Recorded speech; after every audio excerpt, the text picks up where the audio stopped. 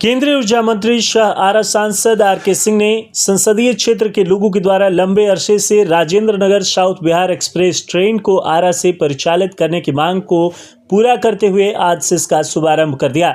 जहां केंद्रीय मंत्री आर.के. सिंह ने आरा रेलवे स्टेशन से आरा दुर्ग साउथ बिहार एक्सप्रेस ट्रेन को बाकायदे हरी झंडी दिखाकर आरा रेलवे स्टेशन से छत्तीसगढ़ के लिए रवाना किया। इस दौरान केंद्रीय ऊर्जा मंत्री काफी खुश नजर आए, जबकि बीजेपी कार्यकर्ता सहित आम नागरिकों ने मंत्री आर.के. सिंह के प्रति आभार जताते हुए उनके द्वारा खींची जा रही लकीर की काफी चर्चा करते हुए भी नजर आए। दोनों जगहों पर आयोजित कार्यक्रम के दौरान केंद्रीय ऊर्जा मंत्री आर.के. सिंह ने महती सभा को संबोधित करते हुए गंगा जल परिवहन मार्ग में हो रहे विकास और आरा दुर्ग साउथ बिहार एक्सप्रेस ट्रेन को आरा स्टेशन से परिचालित करने को लेकर अपनी बात रखी।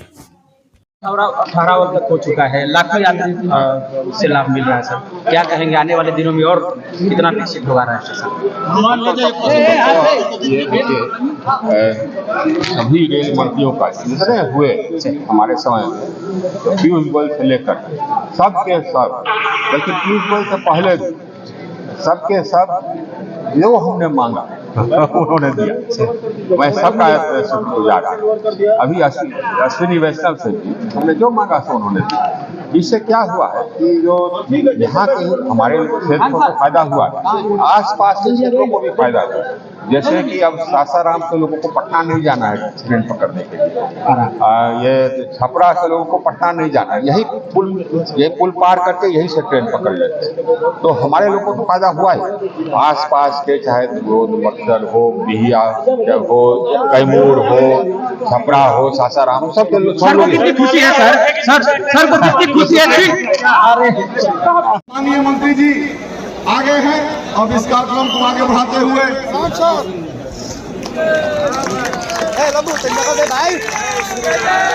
एक जोरदार ताली के साथ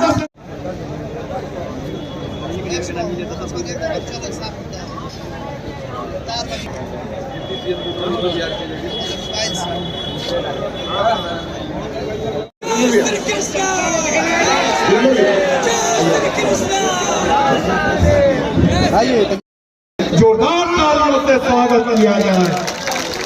आज हम लोगों के माननीय सांसद और लोकप्रिय हम लोग भारत माता की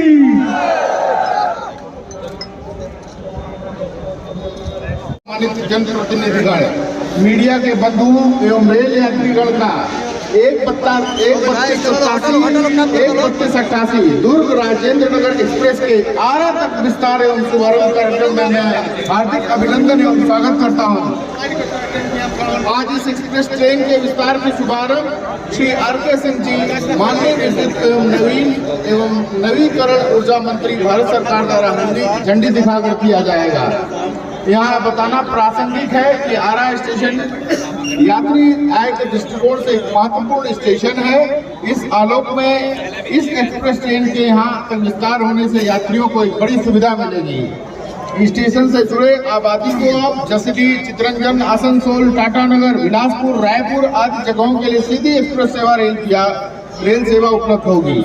रेल मंत्रालय तथा दानापुर रेल मंडल द्वारा अमृत भारत स्टेशन योजना के अंतर्गत आरा स्टेशन के आधुनिकीकरण का कार्य करीब 28 करोड़ रुपए की लागत से किया जा रहा है। इस महत्वपूर्ण क्षण में मैं आपका स्वागत और अभिनंदन करता हूं। धन्यवाद। जय हिंद। भारत माता की, भारत माता की। आदरणीय डीआरएम साहब, हमारे पार्टी के जिलाध्यक्ष दुर्गाराज जी, हमारे पार्टी के अन्य वरिष्ठ नेतागण, मंचासीन, हमारे साथीगण, भाई और बहनों, साथियों, हम लोग के विकास के दौर में, शहर के विकास के दौर में यह एक और महत्वपूर्ण कदम है। इसके हो जाने से हमारे लोग आसनसोल, राउरकेला, जमशेदपुर, दुर्ग, भिलाई जा सकेंगे, यहीं से जा सकेंगे। आइए सिर्फ आरा के लिए नहीं, सासाराम के लोग हों, बक्सर के लोग हों, कहीं भी कैमूर के लोग हों, उनको अब ये भिलाई और दुर्ग और जमशेदपुर जाने के लिए पटना से ट्रेन पकड़ने की जरूरत नहीं होगी। अब आरा जंक्शन हो गया है, अब आरा से आकर के ट्रेन पकड़ेंगे। छपरा से भी लोगों को पटना जाकर के ट्रेन नहीं पकड़ना होगा, यहाँ आरा से आकर के वो ट्रेन पकड़ लेंगे। तो ये सिर्फ आरा वासियों का विकास नहीं है, ये पूरे क्षेत्र का विकास है, ये पूरे शाहबाद का विकास है। यहाँ से ट्रेन खोलने से यही फायदा कि सभी लोगों के लिए, पूरे शाहबाद के लिए सुगम हो गया। आरा तो पहले से ही शाहबाद का केंद्र बिंदु रहा है और फिर बन रहा। अभी एक दो और ट्रेन होगा। अब हमको लोग आए बोले कि धनबाद का एक बच गया है कि धनबाद को भी जाना चाहिए एक ट्रेन। वही डीआरएम साहब से हम मशवरा करेंगे कि कौन सा ट्रेन को हम कैसे धनबाद ले जाएंगे। एक और सुझाव आया है कि ये जो रांची ट्रेन जाती है उसको हम लोग शाम में कर दें तो सहूलियत हो जाएगी। तो ये हो जाएगा तो फिर और सहूलियत हो जाएगी। इसमें और देखिए अभी और ट्रेन की गुंजाइश है, उसके लिए सिक बे बनना होता है। ये लोग कहते हैं सिक बे कहते हैं उसको, सिक लाइन कहते हैं उसको। तो उसका टेंडर उंडर हो गया, सिक लाइन बन जाएगा तो क्या होगा कि हमारे यहाँ से और ट्रेनें खुलेंगी। तो ये सिर्फ हमको लाभ, हमको तो लाभ होगा ही, हम लोग सबको लाभ होगा, लेकिन साथ ही साथ पूरे क्षेत्र को लाभ होगा। क्योंकि अभी पटना, राजेंद्र नगर, दानापुर सभी एकदम खचाखच भर गया है और वहां पर अब ये मेंटेनेंस का जगह हुआ नहीं है। तो हमने कहा कि हमारी यहाँ तो जमीन है, अब जमीन पर आप ये सिक लाइन वगैरह बना दीजिए तो क्या आपका और ट्रेन सबका यही मेंटेनेंस हो जाएगा, यही से खुलेगा। तो पूरे क्षेत्र को इससे फायदा, हमको तो फायदा होगा ही। इसमें जो लोग अब ये रेलवे का जमीन अतिक्रमण किए हैं उनको तो थोड़ा हटना पड़ेगा भैया, क्योंकि सिक लाइन तो हम देखिए जिस समय हम आए थे उस समय स्टेशन इतना बड़ा, अभी इतना बड़ा हुआ है, लेकिन ये होगा इतना बड़ा। जैसे कि डीआरएम साहब ने कहा अभी 200 करोड़ खर्च होगा भारत सरकार का इसको मेजर स्टेशन बनाने में। तब लगेगा कि हाँ साहब इस जिला के स्टेशन का दिल्ली के स्टेशन नहीं थे, है ना। तब ये लगेगा कि हाँ साहब तो हुआ जो होना चाहिए। शाहबाद का गौरव, शाहबाद का केंद्र बिंदु वो वैसा स्टेशन है और ईश्वर कृपा रही तो वैसा ही स्टेशन बनेगा। और साथ ही साथ क्या होगा कि हम लोगों का, हमारा आपका जिंदगी और आसान हो जाएगा।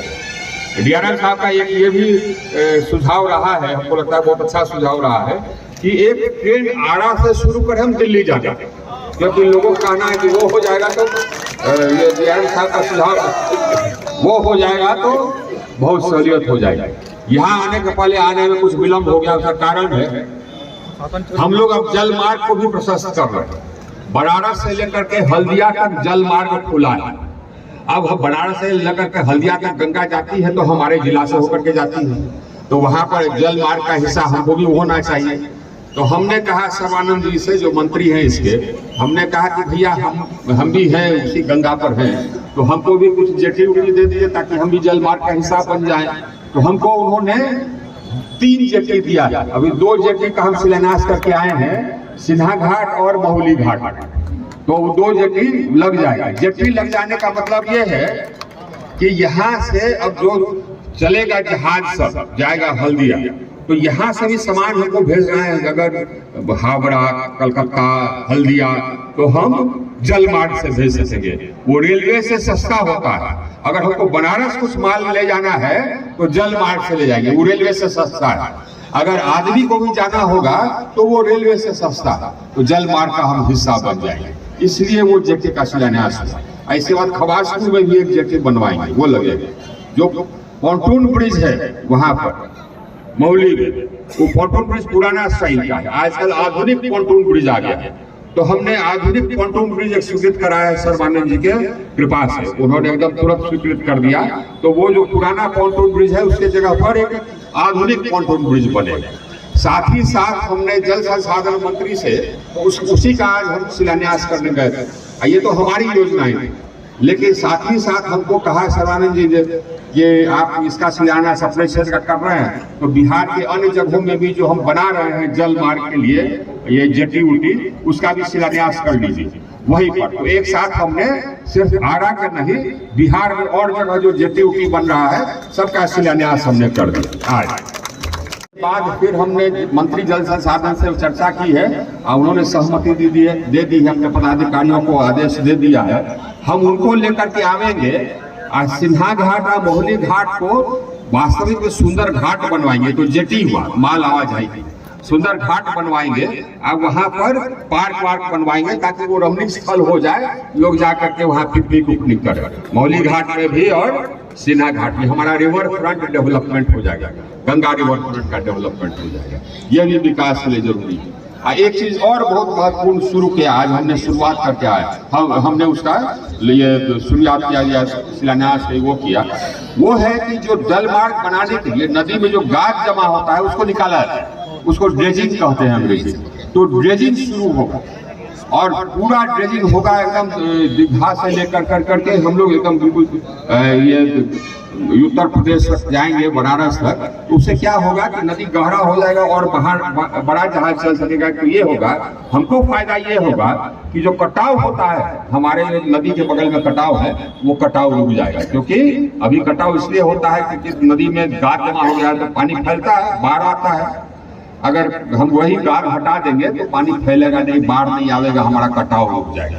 तो हमारा सबसे बड़ा लाभ ये है कि जल मार्ग बनेगा, हमारा कटाव भी रुक जाएगा। तो आज का जो सब कार्यक्रम रहा ये तो मेरे ख्याल से अब ठीक ठाक है। अब फिर हम 24 को आएंगे, तो 24 को एक हम लोगों ने शहीद स्मारक बनाया है।